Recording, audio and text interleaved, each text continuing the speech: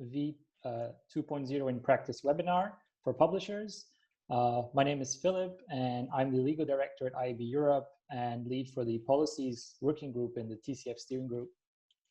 So today's webinar is dedicated to publishers looking to successfully switch over to TCF version 2 in the coming months.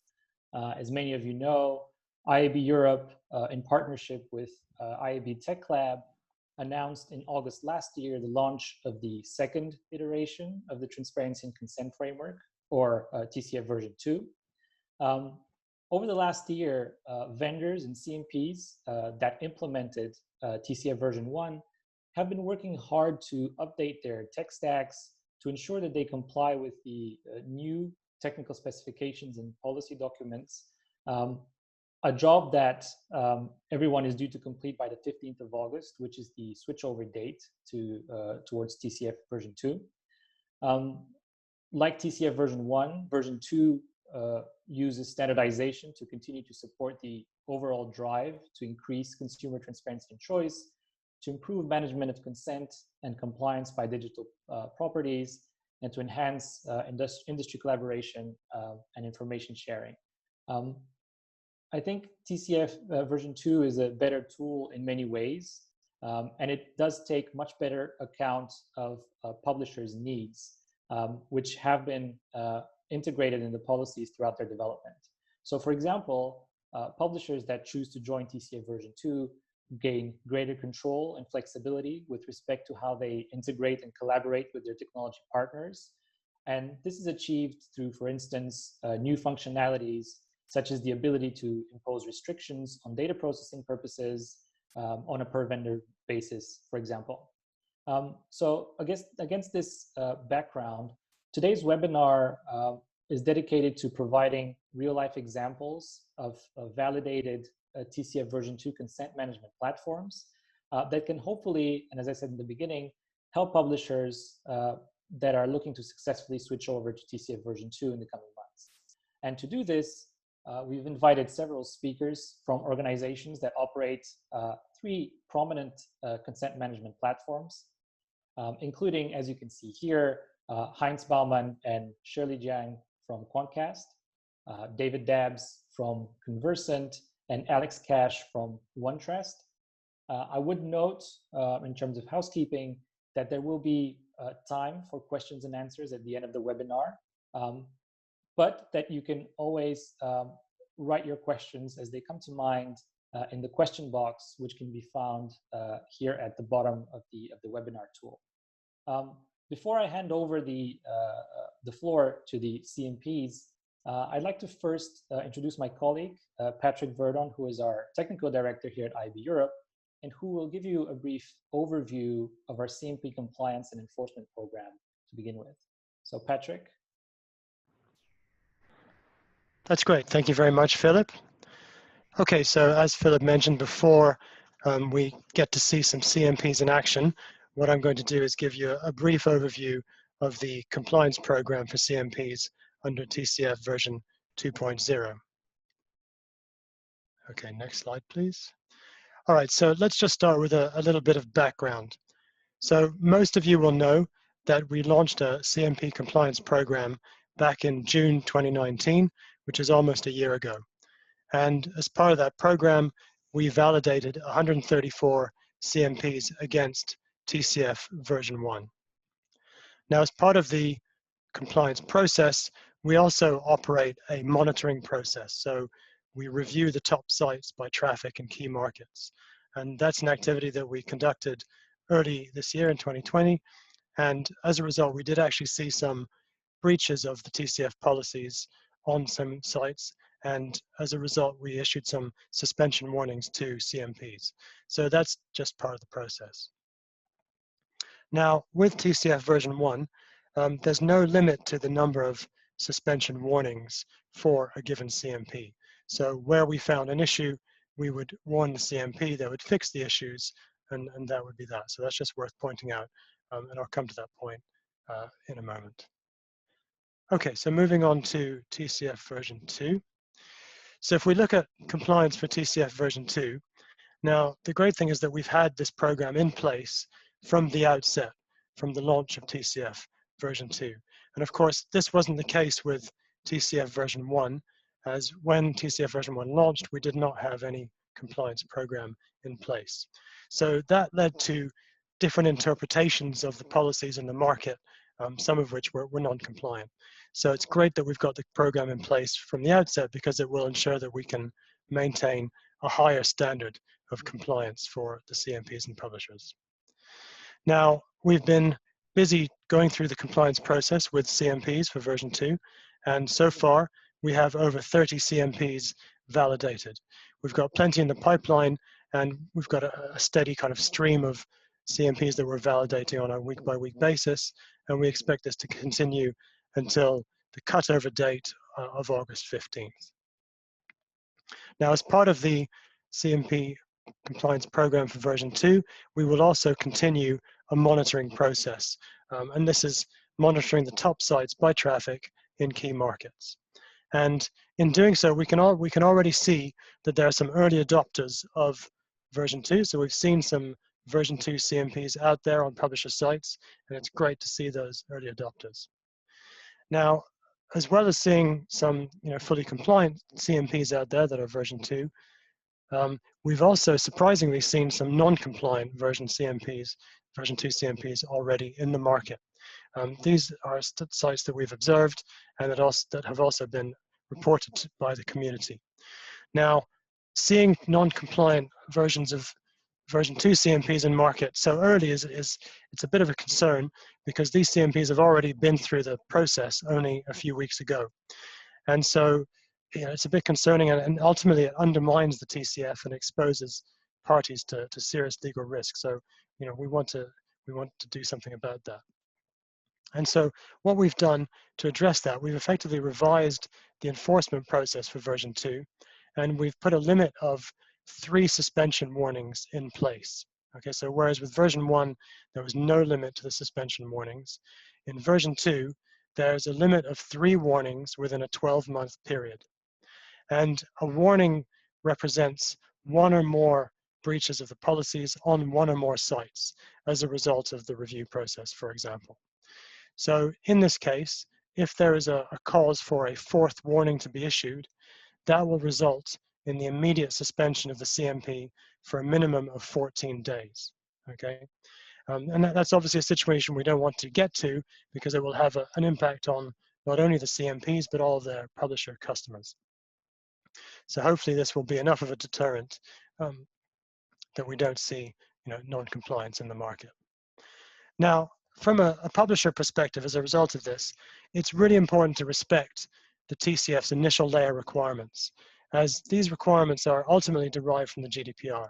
So breaches of the TCF policies are also likely to be breaches of the GDPR, which is what DPAs will be focusing on. Now, we understand in many cases, CMPs are often under pressure to substantially change the first layer text in the user interface. And in fact, some CMPs actually provide the ability for publishers to change that first layer text themselves. So as publishers, you should be aware that this level of customization is not likely to be possible in the future, given the new consequences for CMPs of repeated breaches. So as publishers, you should keep in mind when you review a CMP's first layer text with your privacy teams, that every CMP has been through a thorough compliance exercise. So it really makes sense to stick to the default text as much as possible to avoid non-compliance. You can, of course, request small text updates so that it's more user-friendly and in line with your brand. However, CMPs will not be comfortable with significant deviations and will not want to implement changes that breach the TCF policies ultimately. Okay, so that's all I wanted to cover today. I just wanted to give you a brief overview of the compliance process for TCF version 2. And now I'll hand over to Heinz at Quantcast, who will take you through a demo of their CMP. Thank you, Patrick. Welcome, everybody, and we are very happy to be here. Let me go ahead and share my screen. All right, so I'm Heinz Baumann with Quantcast, and with me today is Shirley Chang, our product manager for Quantcast Choice, and we're going to talk you through kind of what we did as a CMP provider to transition our approach, and then also we're going to show how you, the publishers, can do this with ease of mind using our product. First, I want to quickly dive into a little bit of history of Quantcast and Choice and TCF. We kind of a thought leader in the space of consent management. We were one of the initial drivers of the TCF when it was built little more than 2.5 years ago. There's a couple other people on the call that were in these very early meetings, hashing out how we want to actually build a system that would work in our ecosystem. We have people in key positions within all the IAB privacy working groups at IAB Europe, at the IAB Tech Lab, at IAB US, and help drive solutions for the industry. Our tenet number first at the company is customer first. So we always working closely together with our customers. In this case, we publishers, advertisers, marketers, and consumers to find the right solution that works for them.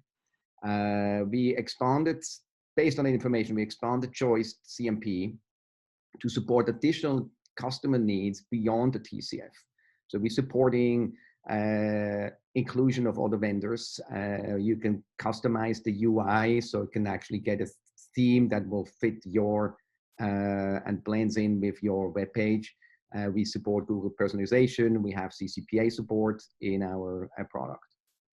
And we were leveraging our relationship with publishers to build solutions for and with them. And we'll talk a little bit later about kind of what we actually do. Now, before we go there, I want to show you a couple stats that we have. So TCFV version 1, we have over 75,000 active domains using Choice. They are served from about more than 12,000 active publishers. And on TCFV2, as Patrick already said, they start to pop up everywhere. So since we launched a couple of weeks back, we have over 600 active domains using Choice TCFV2. And these are served from a little bit over 300 active publishers, which is really great to see that people start adapting to TCF version 2. Choice is implemented across brands. So here's a couple of brands that we have that work, that use our products, BuzzFeed, in the independent. There's also non-publishers like marketers. We have Rolex using Choice, and others, and the list is growing. So Quantcast Choice, simplify your transition to TCF V2. So let me give you first a quick overview how we approach this as Quantcast. So given that we are thought leaders in all the IAB privacy groups, we knew right ahead, early what's happening and what we need to do. But again, we start with customer first. We looked at an easy way for publishers to get started and implement Choice. Our goal is that with less than 5 minutes setup time, you'll actually be able to deploy the tag and be able to run our CMP. It's easy and intuitive design for end internet customers to make their selections. So we not only looked at how publishers can do this very quickly, we also looked at the end user, heavy influence what the design guidelines are, and also how we then implemented this. So when you have it on your page, it's not like this foreign piece that everybody hates. We want to see that this is something that an end user who has zero knowledge about privacy laws and everything, be able to understand what's happening and know what to do and do their choice very quickly. And we continuous design and product iterations with A/B tests with our partners, customers. So as I mentioned earlier, customers is first, and we're working with publishers like you here on the call on the designs and iterations on the product to make sure we have the best product that fits your needs. Velocity. So in order to do this, about a little more than 6 months ago, we started to build focused cross-functional team. There's a legal, product, design, engineering, customer service, really together. And one of the things that if you plan working, I haven't started yet, that's really important is involve legal early, because it's really important to understand and translate the policy jargon into something that the technical people will understand to make the right choices when you actually implement. And not only adapting, but we also lead and influence the industry. So we're not only taking it, write the spec, and then implement. So we, as I mentioned, we also helping to shape how this is going to continue to look going forward. Validation. Patrick talked about this. There's the IAB has a validation tool. Everybody needs to be certified. I would say that I was a little worried about how complicated that will be, but it was very, very smooth. The tool is very great, super easy to use. It tells you immediately where problems are. When you send in the CMP for testing, the turnaround time is amazingly quick. And if there's a problem, there's a very polite email you get to update things, change it, and the re-verification. I think this whole process was very, very smooth. I was very, very delighted to work with you guys. Maintenance, so we not just build something and then you have it, you're done. We continue to listen to the feedback from you publishers, and also if you get feedback from your end customers on it, and we want to iterate on the product all the time. So Quantcast choice, simplify your transition to TCF v2.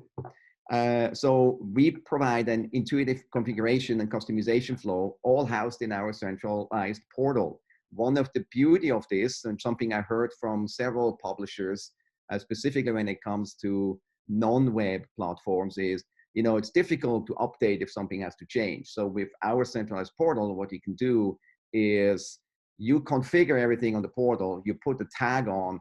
This is the one-time stop. You actually have to put that into your web page or your application. Everything else you do on the portal. And the server call will pick up the changes without doing a change to your code.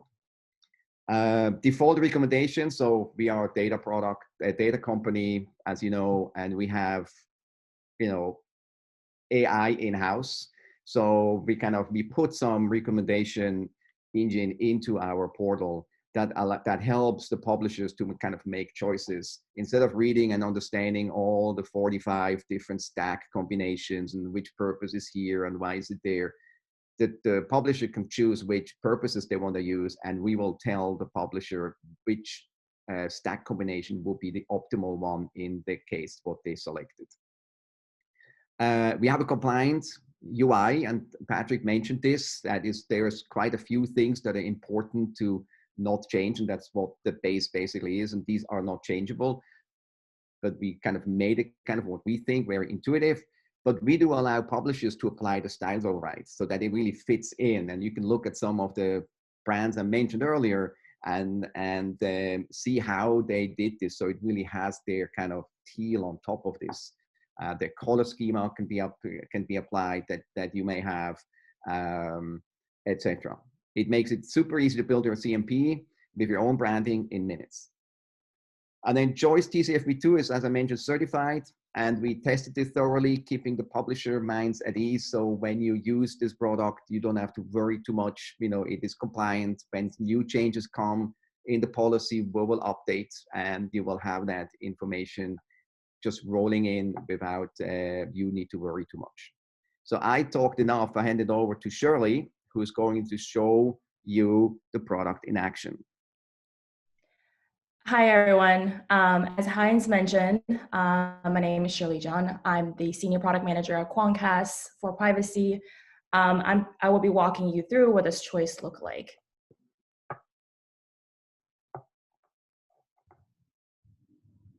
So this is our CMP in action. This is our default summary screen that has all the available functionalities right on the initial screen. The user click on agree, then they exit out of the CMP modal promptly. However, if they click on more option, which is the screen that you see in front of you, this is where all the purposes are formed in a stack formation. And we really took design from a progressive disclosure perspective and have the toggles on the secondary layer so the user are not overwhelmed by the choices in front of them.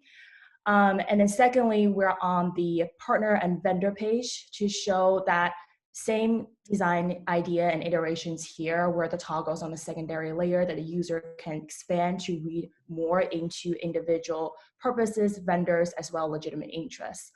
And this is the legitimate interest screen, where the action here is actually to object.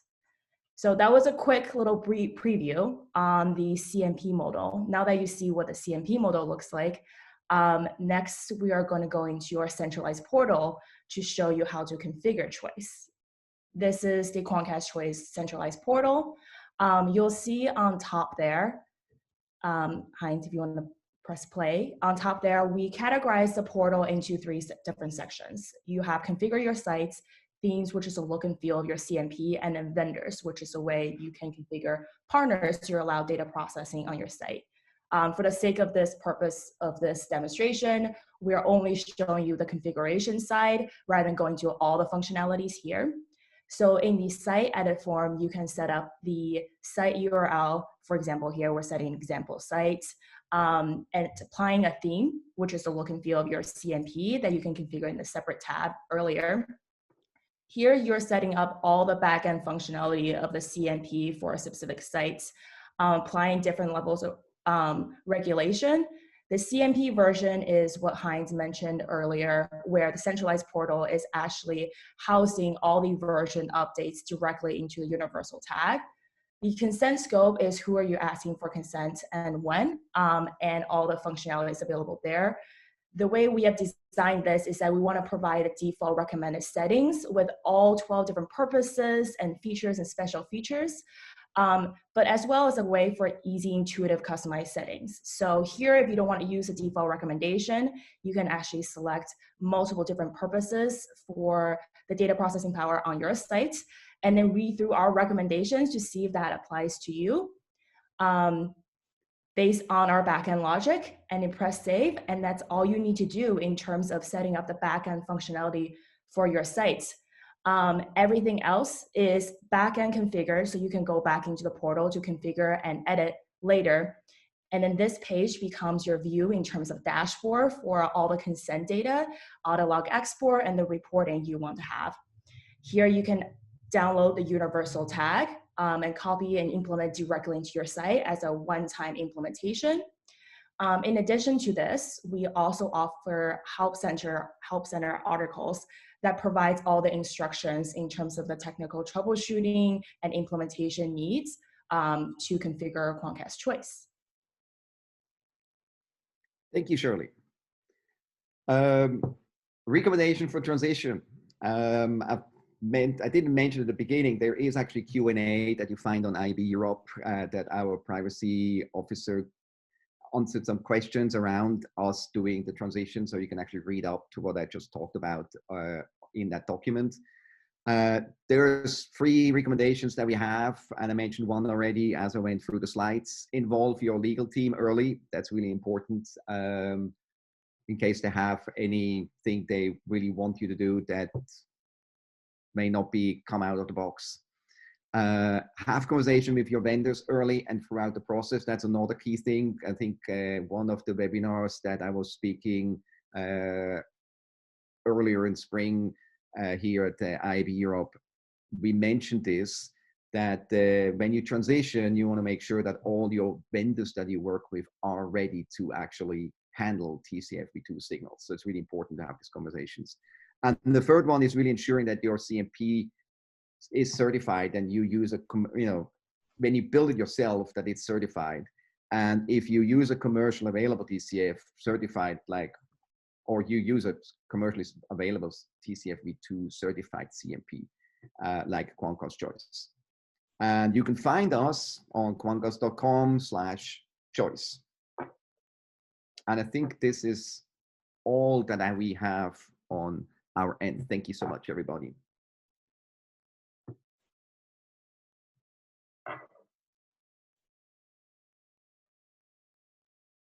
Thank you, Heinz. So now I'll hand over to David from Conversant. Great.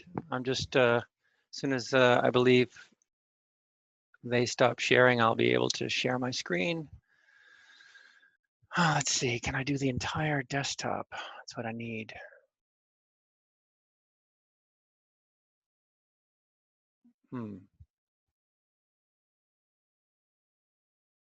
No, there we go. Sorry. You'd think I'd be able to handle this doing Zoom all day, but I don't actually use Zoom all day. So let me get this started. And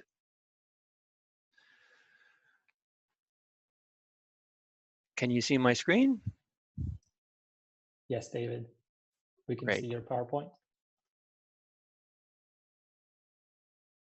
Are you seeing the actual presentation, or because I can't tell what's actually being shown to you? I can see the first slide in your presentation. Okay, great. So good afternoon. I'm David Dabbs. I'm a product manager for privacy and compliance with Epsilon Conversant. We're a Publicis Group company, and I'm happy to be here today. Appreciate being able to talk with you about all the work that we've put into the TCF and our CMP.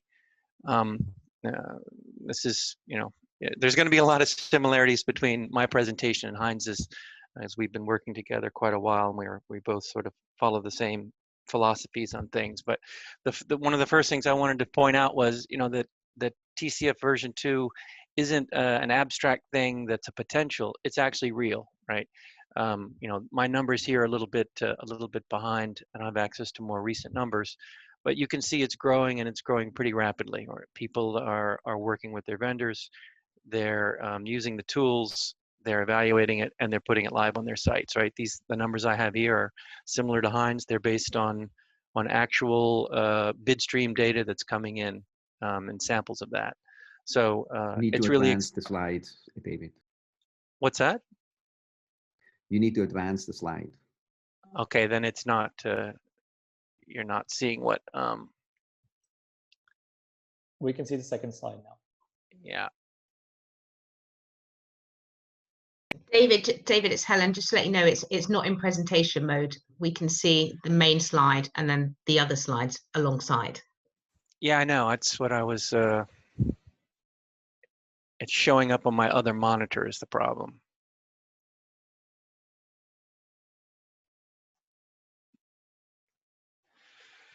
Anyway, I'm just going to move on to the next slide.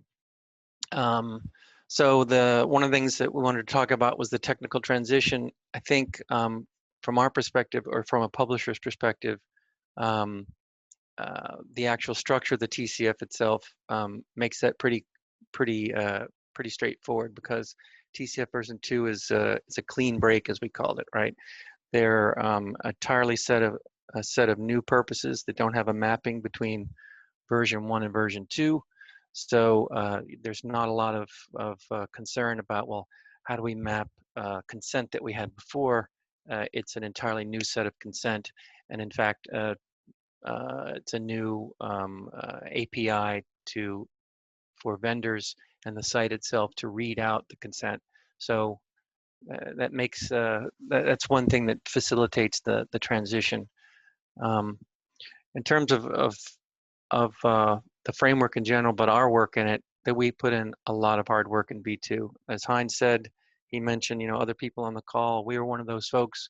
We've been helping to develop since version 1, and we have product and engineers making core contributions to V2. For example, our engineer, really one as a Superman, coded the majority of the core TC library and volunteered that to the community, including the official encoder and decoder, which you can see, if you can see my screen, is right here. This is part of the library. It's a public tool available at iabtcf.com, and it's really useful, can be really useful for you and your vendors to ensure that the signals that you want written into the string are encoded properly. So and that's something that our engineers built and contributed to the community, because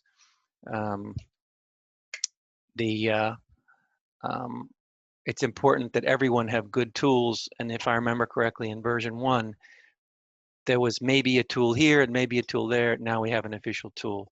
it seemed like a really valuable thing to contribute.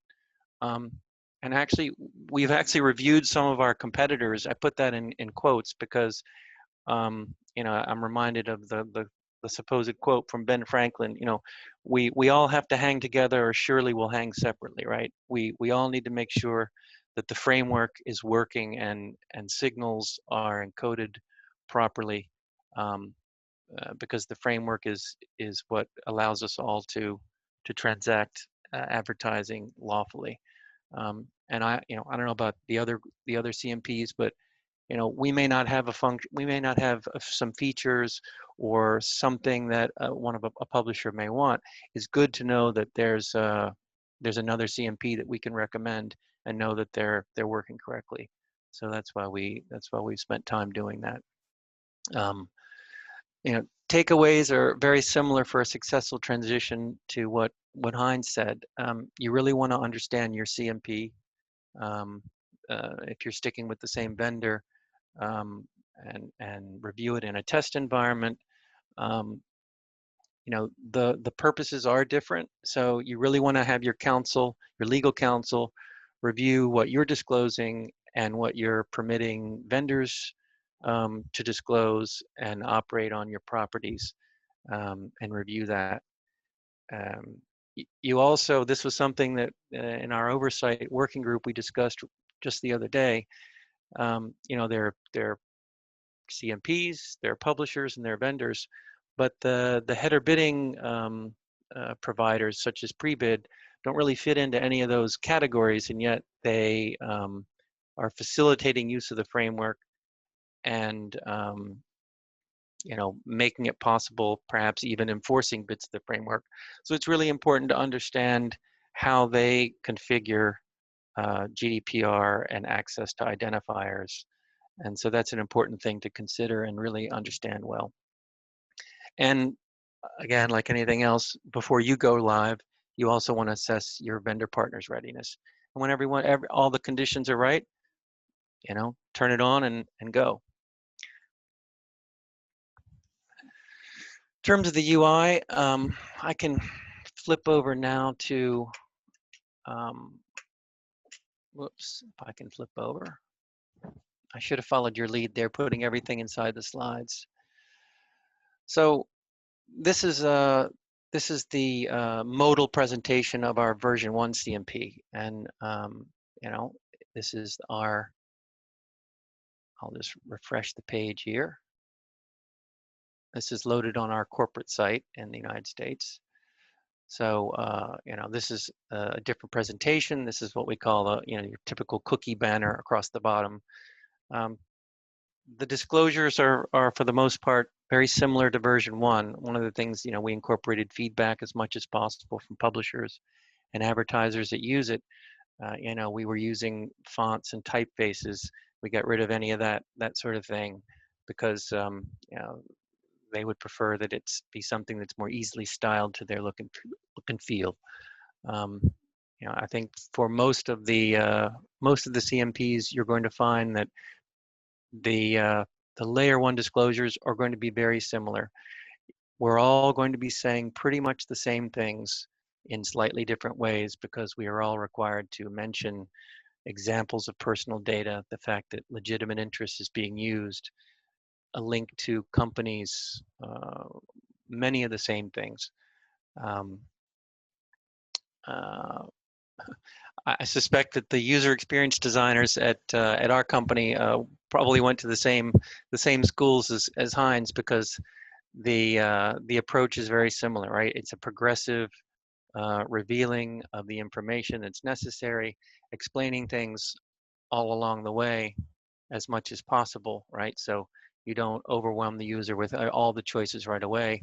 You let them, if they want to go into it, you know, reveal that, and we accommodate the pieces that are required in the framework. Now that legitimate interest is here, you can opt out from legitimate interest processing if necessary. Review all the data purposes, including special purposes, features, including the legal text, which was a new thing. So not a lot of not a lot of mystery in the user interface. Trying to make it as much as possible so that the people that do go into the secondary layer, things are as clear to them as possible, not treating that as an afterthought.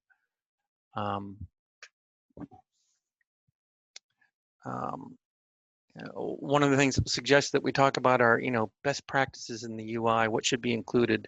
I think the policies, as I, showed there, dictate a lot of what's going to be included in the UI, but there are some other things that are optional that are, you really need to consider. There are other things that impact the UI that really depend on your policy needs, right? If you need to disclose non-IAB vendors, for instance, if you've got some non-IAB vendors, you want to provide transparency for them, even though the permission that the user gives to your site controls that. That's something to consider.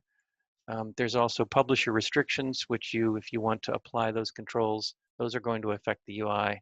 But that's again why suggested that legal counsel is useful to involve. To the degree that your CMP provider gives you the opportunity to tweak the design and some layout or button styles, try to do some A/B testing with that. If you use a design that permits a user to interact with the site and isn't blocked, you really want to watch your consented request rate. Tongue-tied, so that's important. Similar compliance takeaways. The IAB EU team managing organization is great. They're very responsive. If you or anyone in your team has questions, you can always email, TCF compliance, and they're very responsive and very informative answers and very clear. The validator, which I believe even publishers can get a request to load in, is a really useful tool to review. Once you've settled on a configuration, you can review your own site and make sure you're ticking off all the required disclosures and technical checks, because as Patrick said, the managing organization will be sampling, will be reviewing, and you want to make sure you're in line. In terms of our readiness, one of the biggest things that we put in place is really making integrating our CMP directly into our portal for our publishers. And this is our live portal here. You can see that we've, along with ad placements, ad code, payout, the whole 9 yards, GDPR configuration as a first-class citizen. And, very, very similar. This is a test group, but very clean, very simple interface. You put in your information, what you're going to disclose, the purposes that you're going to disclose in the UI.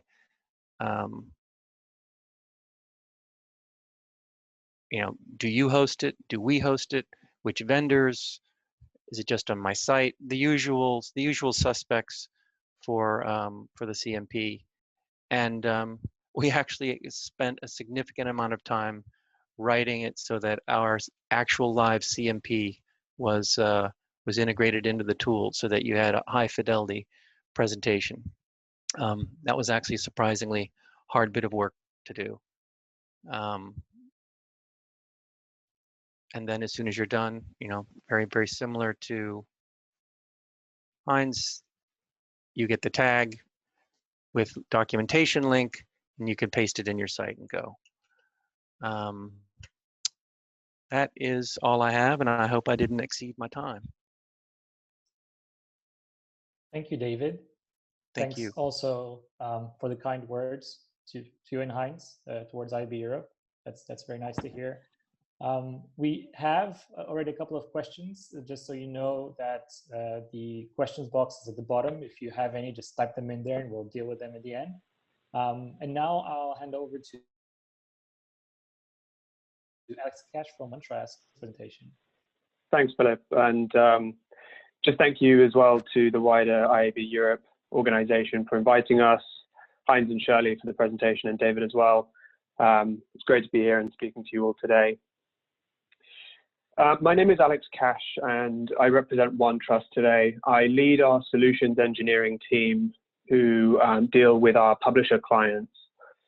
OneTrust, if anyone doesn't know, we are the market leaders for privacy technology, and we have a broad range of products that cover privacy, security, and trust. Historically, we have been in the sort of space of cookie consent for, I think, about 7 years at this point. And we built our support for the IAB TCF on top of that existing technology and scale. I really appreciate the content that we've seen today. My presentation is slightly more product focused, and I'm going to take you through some of the steps that our customers will follow when deploying an IAB TCF CMP to their sites and to their mobile apps as well. So generally speaking, our customers will go through a 5-stage process. And as I mentioned, our CMP is historically used around cookies. So it's actually broader than just TCF signals, and we can combine the two together. Now, the first point to understand when configuring this, of course, is what is the current landscape? What is the state of play on my apps and on my websites? So we have scanning technology to identify third parties, cookies, tags, SDKs, and permissions, and integrate that with the TCF global vendor list. With regards to the UI, as we've heard, there are some very defined constraints that we need to work within when it comes to the user interface. We, as an organization, like this concept of freedom within a framework, so that we can, as OneTrust, provide you with a fully compliant interface, and then you can tailor bits of it: text, styling, button sizing, colors, emphasis, that sort of thing, alongside translations. We make use of templates, as we call them, alongside geolocation. This is hugely valuable to our customer base because European visitors need to see IAB TCF, and then visitors from California maybe need to see IAB CCPA. So we have built-in geolocation to switch experiences based on where the end user is coming from to make sure that we're maintaining compliance, but also maximizing ad revenue where possible. For deployment and integration, as we've seen, we deploy a tag similar to the other products that we've seen today for very, very quick integration with the IAB frameworks. We also do direct integrations to vendors that do not support the IAB frameworks. And we can disclose those directly in the user interface as well through those templates that we just mentioned. Then the last thing is monitoring and reporting. So that step 1 process of audit, we can periodically review your sites and apps with automated rescanning. And that's your monitoring element. But then reporting, we record consent statistics. So we have native support for A/B testing to help you maximize ad revenue and also, of course, maintain compliance throughout. So within the product, our customers will set this up to integrate with some of the tools you see across the bottom of the screen and deploy through tools like tag managers and CMS solutions as well. The first element is the scan, like I mentioned, where we simply enter a URL for your site and we'll go away and perform that audit. This is particularly important for customers that also want to take care of cookies that are outside of the scope of maybe ad tech. It's also a really good way to identify the third parties that are in play on your site, because we'll call out all of the different tags that are loading, and you can identify ones that you've loaded yourself through the tag manager and anything that could be potentially piggybacking. So we take this information to inform your legal decisions when it comes to the UI, and we build that UI, as I mentioned, using a template. So this is for the website scan results that you're seeing here. We have something very similar for mobile apps, where we identify SDKs that are inside the app and also permissions that the app is requesting. This informs, like I mentioned, policy. So we take their findings and we start to build the user interface. We have a number of pre-configured layouts for you. So our customers can simply check which one they want to use and apply their own color schemes to it. So very, very quick and easy to get an off-the-shelf, aesthetically pleasing CMP with all of the compliance elements taken care of, where we have the data processing disclosure and the first layer notice as well. You can apply styling to this, as I mentioned, and options like the buttons that you see on the CMP. So under TCF v2, you can optionally have a reject all button, and we can simply toggle a switch to include that directly into the CMP itself. You'll also see in the top right, we have managed languages. So we support all of the languages under TCF v2, and more broadly, an expanded list in the product. And we will then serve the correct language to the visitor automatically. And that can be based on geolocation, it can be based on browser language or the HTML of the page. We can switch that automatically. There's no extra lift to make sure that it's localized. So there's layer 1 here, which is the banner, as we call it. And then you have the preference center, which is layer 2, where a user will go in for a bit more information. Here we have a stack builder. So our clients can come in and make use of all of the predefined stacks under TCF v2. We have a number of pre-built templates as well. So it's very common that we're seeing publishers look to use stack 42 with the largest number of purposes underneath it. So we have an option where that's pre-configured, but customers can come in and change that as they see fit. Here is a capability for styling as well. So make it on brand in terms of font, logo, color schemes, all of the language that's presented here as well. We can make sure that it's compliant, but also on brand messaging. When it comes to geolocation, like I mentioned before, this is particularly important for our multinational clients. If you have traffic from the EU and let's say North America, we don't want to be showing North American visitors a TCF user interface. We may also want to detect if they're coming from California to show them IAB CCPA.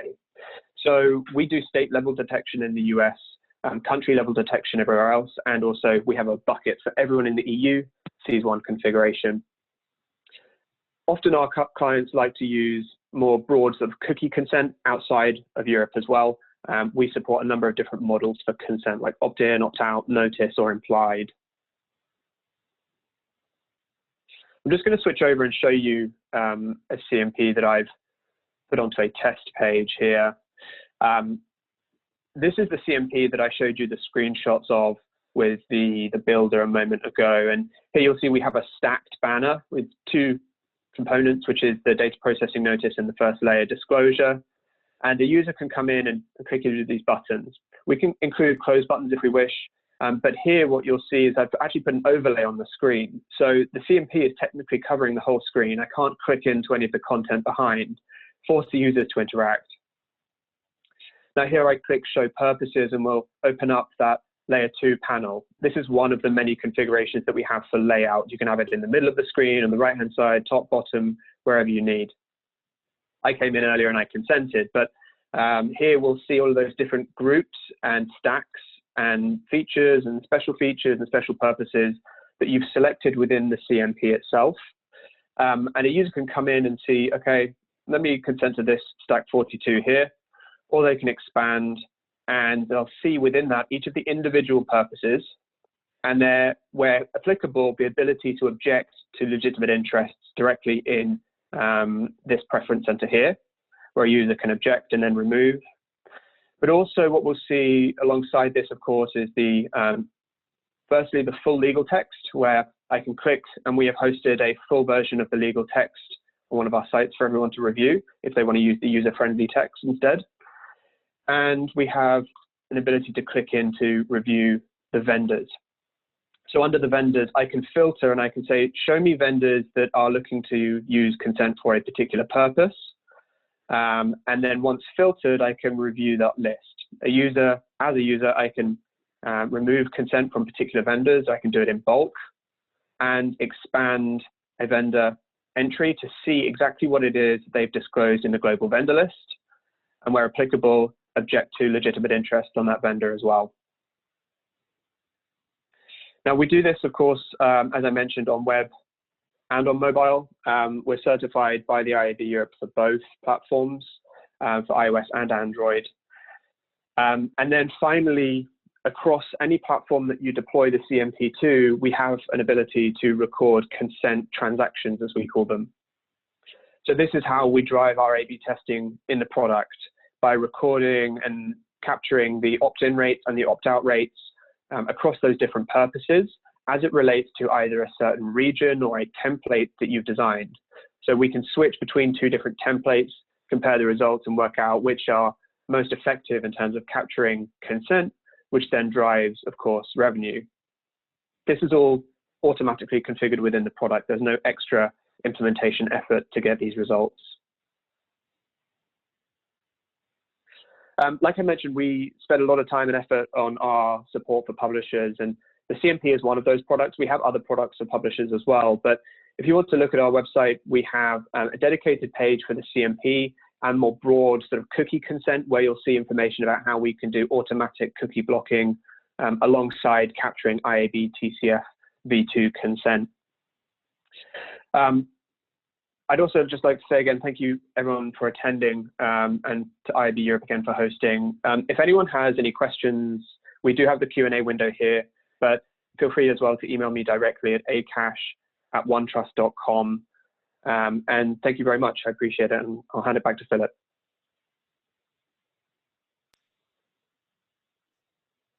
Thanks very much, Alex, for the presentation. So we have around 8 minutes for questions.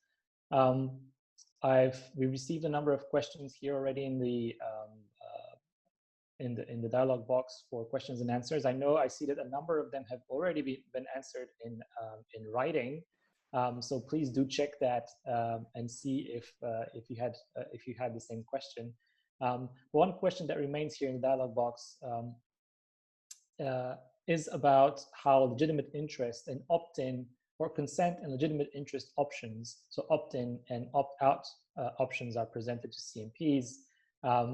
So someone is asking that whether there is any flexibility in how that's presented to the user. So I would perhaps start by saying that the TCF itself, although it mandates that legitimate interest be disclosed and that opt-out options be provided, it does not mandate how a CMP does that.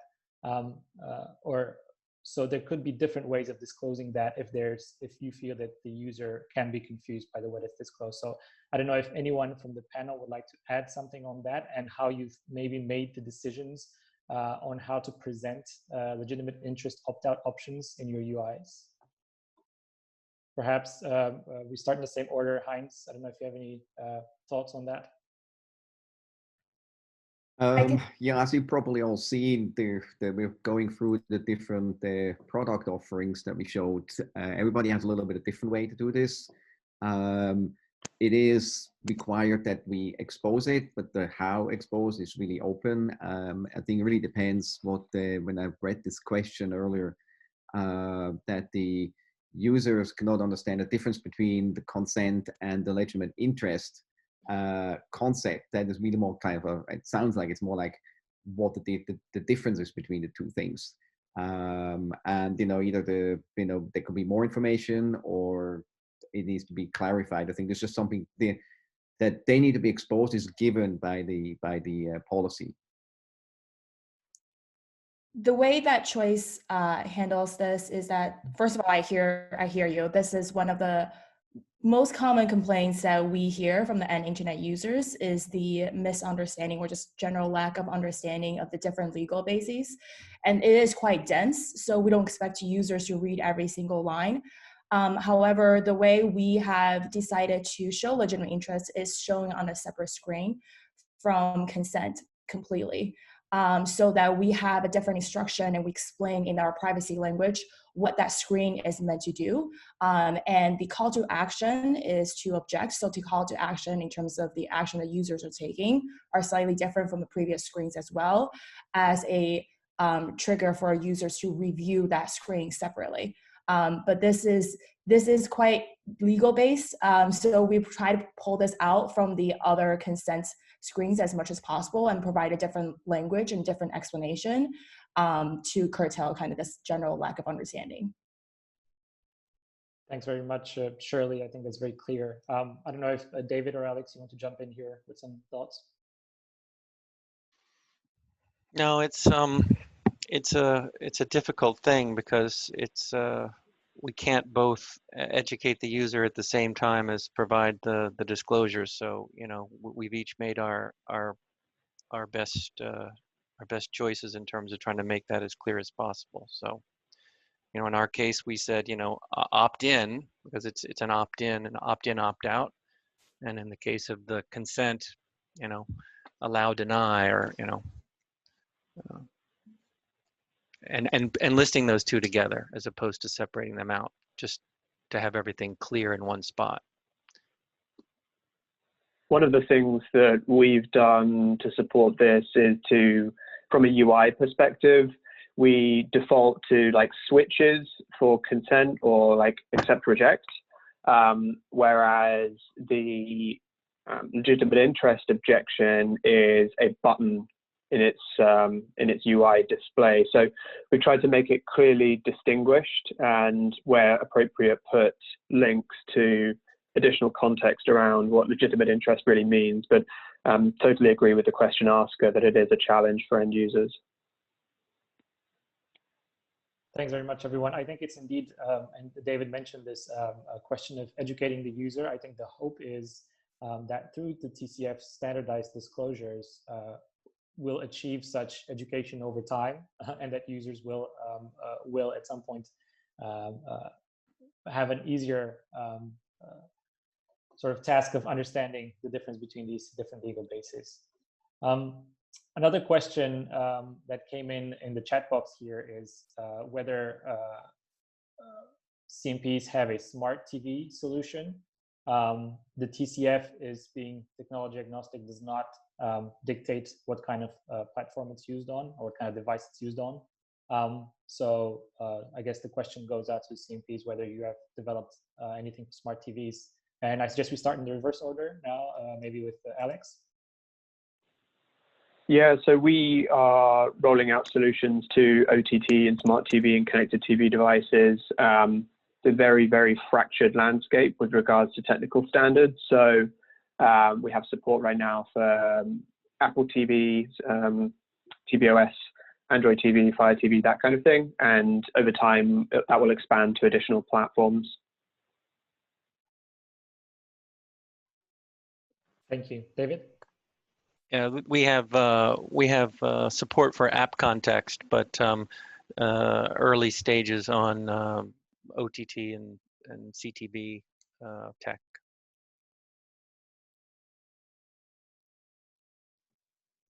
Okay, thank you. And perhaps Shirley or Heinz?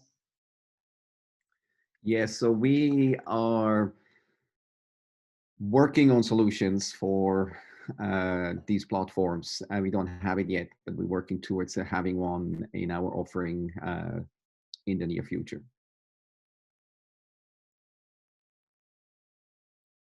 Okay, thanks very much, everyone. We do have 1 minute left, and actually I just want to maybe get one question in, if possible, is to all of you. How do you? How long does the? Some of you mentioned that it's very easy to transition from V1 to V2 UIs. How long or how resource intensive is that process in your view? And realistically, how much time would be required for a publisher to do that? So maybe David first for this one. You know, our publishers are just beginning to kick the tires on our new, integrated creation environment. So I don't have hard stats on that, but I would think if they were already engaged with TCF2, with TCF1, they're familiar with putting a stub and all the other things on there. That it should be relatively quick, a week, two, maybe. I mean, there's probably more in the kind of A/B testing and layout that they might want to do than there is in the actual integration. Others may have more direct experience, but that's sort of my take on it. Thanks. Any of the others, very quickly in 10 to 20 seconds each? So maybe Heinz. Do you want to take that? Sorry. Yeah.